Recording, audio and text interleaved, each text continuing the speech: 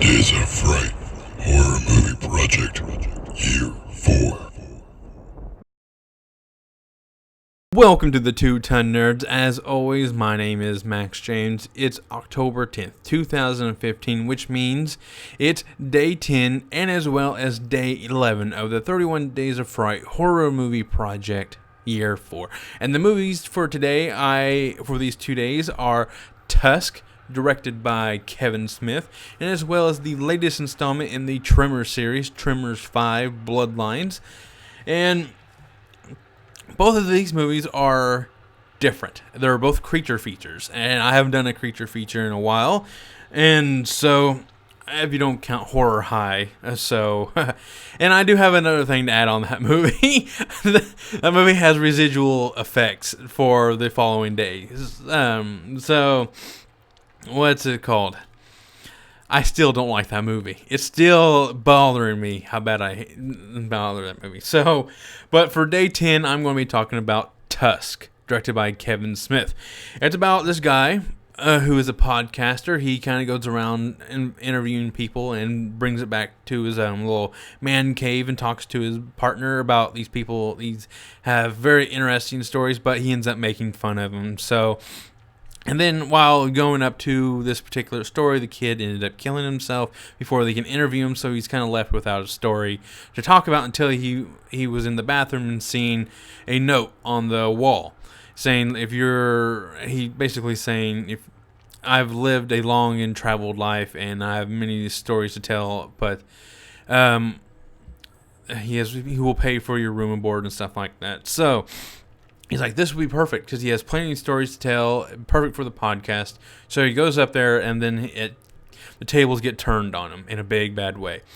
He ends up being transformed into a walrus.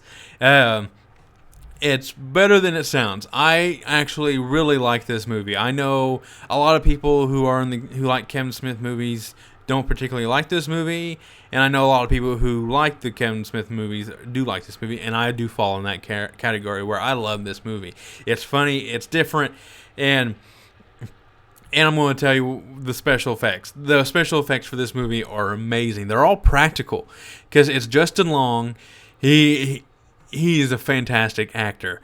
He is such a trooper in this movie to be put in this walrus outfit. It's awesome. Michael Parks, you may recognize him from a bunch of the Quentin Tarantino movies, as well as from Dusk Till Dawn, and as well as from Red State, what I did a couple of years ago. So there's an all-star cast. It has Haley Joel Osment from The Sixth Sense, which I think he's a great actor. He actually was really good in this movie. I wanted to see more of him in this movie. And then Genesis Rodriguez, I think that's her name. I'm probably not doing her name right at all. Yes, it is Genesis Rodriguez. She plays the love interest of Wallace, and that's the main character who Justin Long plays.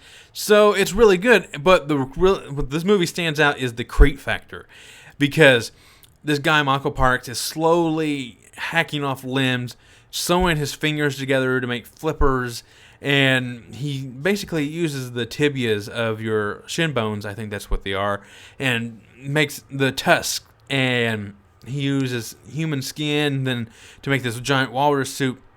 And you can see like bits and pieces of different shades of colors of different skins, and like from various parts in the body part, because like one piece has like an ear still attached to it. So I mean, he uses all of these to make a giant walrus suit, and it's really interesting. I thought this movie was funny. It was dark humor. It was kind of creepy.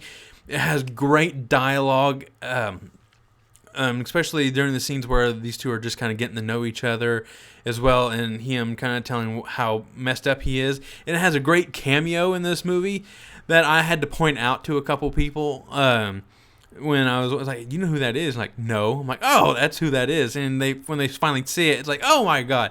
I'm not giving away who the cameo is, but he will be in the sequel, or not sequel, just kind of in the same universe as Tusk. In Yoga Hosers, I do believe. So this movie's great. I enjoyed it a lot. There's one particular scene that I want to talk about. When Wallace is finally revealed in the walrus suit, there is a particular camera shot that is hilarious. I don't know why I was laughing at this, just the way because the scene was shot. Because when you see him for the first time, the camera kind of pans out super fast, and it's like, oh my god, it's funny, but it's terrifying, and it's just really great. I really enjoy that movie. And so, up next is Tremors 5, Bloodlines. Now, I enjoyed this movie a lot because I enjoyed it more than 4, and I liked 3, but this one was definitely a step up over those two, because even though I like all of them so far, but this one kind of stepped up the game a little bit in terms of CGI. Even though I rather had practical effects like the first two movies in various forms, but this one just had more CGI, and the CGI looked really good. It didn't look cheesy like Starship Troopers Marauder. If you've ever seen that one, kind of the bugs in that one kind of look kind of fake, even for the Starship Troopers universe. So, but I enjoyed it. It had Burt Gummer, Michael Ross coming back as Burt Gummer. Jamie Kennedy, he kind of comes in and plays the cameraman because he's trying to give Burt Gummer a career in the survivalist home video kind of realm. And so the plot basically boils down to in Africa, graboids and the various forms of these graboids have been sighted.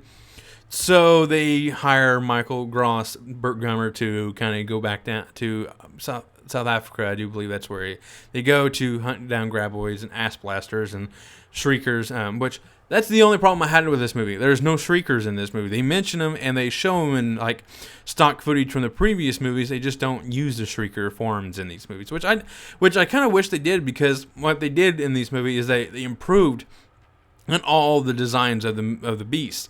The graboids are a little leaner, and they jump, and they're more vicious because the tentacles in their mouth can separate, and they can act more like snakes.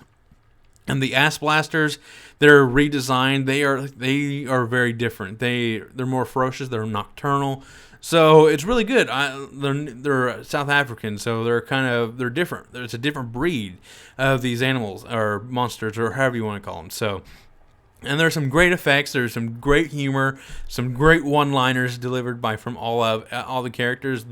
There's like two plots going on at once. You got the Burt Gummer and the Jamie Kennedy one trying to hunt down the nest, and then you got the B plot where just residents of this village is kind of fending off the monsters. So, and I liked both of them. I liked all the characters in this movie. And I know Jamie Kennedy can maybe be a turnoff to some people. He didn't bother me. I do like Jamie Kennedy in some aspects, because Malibu's Most Wanted, and I liked him in Kicking in an Old School. I really liked him in that one. I will admit that was actually pretty funny to me. And so, what else? He was actually pretty decent in this movie. I liked his various stages of hair in this movie. His hair just keeps like it's getting like spikier and like he's been slowly electrocuted throughout this movie. So, overall, I liked this movie. The special effects, the gore, even they had practical gore effects in this movie. Like when they would shoot like the tentacles or the various parts of the ass blaster or the graboid, you would see like actual guts kind of flying everywhere instead of CGI guts, which I enjoyed. That's the biggest props I can give about this movie in terms of special effects, because they actually used real like guts. And so that's really all I gotta say about the movies themselves. So I'm gonna give you my ratings of these movies. My rating scale is 1, run-of-the-mill horror; 2, best watch with the group; 2, more than average horror but adds nothing new to the horror genre; 4, helps move the horror genre forward; and 5, being a horror classic. Now, how do I want to put this? Tusk kind of doesn't really have a category or a rating, because it's different. It's very different. And then Bloodlines, Tremors 5, I say it's about a 3. It's average horror. I mean, it has some good action beats and as well as some decent scary moments. If you're kind of very easily scared, it would get you. So I say it's a 3. Both of these movies are really good, are movies that you should be watching with a group. But that's probably what Tusk is. It's definitely a 2. It's best watched with a group because how ridiculous that movie is, but it's fun to watch with a group because you can kind of laugh and poke fun and just enjoy it in a good way. Because unlike Horror High yesterday, where you should be on something to enjoy that movie. So, anyways, I'd highly recommend both of these movies, especially Tusk, just because it's different and it's Kevin Smith. He has great dialogue, has a great cameo. Some weird moments and some decent horror moments, especially when he's kind of amputating Justin Long's body parts to make the walrus so he could fit into the walrus suit. But I do have some problems with both films. The only problem I have with Tusk is that I wish it was a tad bit longer. I mean, I know, just not so I could have some more fun with the Haley Joel Osment stuff. I wish him kind of tracking down Wallace was a little longer. So that was about it. That was my only complaint. And then with Bloodlines, I enjoyed it. I think the only really part I didn't like was, I think towards the end of the movie, how they dispatched the main graboid. It seemed too lucky. That's what I'm trying to. It seems like they were counting on too much to end this to finally kill the thing. But it worked. I thought it worked well for the movie. It was funny. It was great. So with all that said, I recommend both of these movies, especially Tusk. That's it. My name is Max James, and I'm going to go geek out.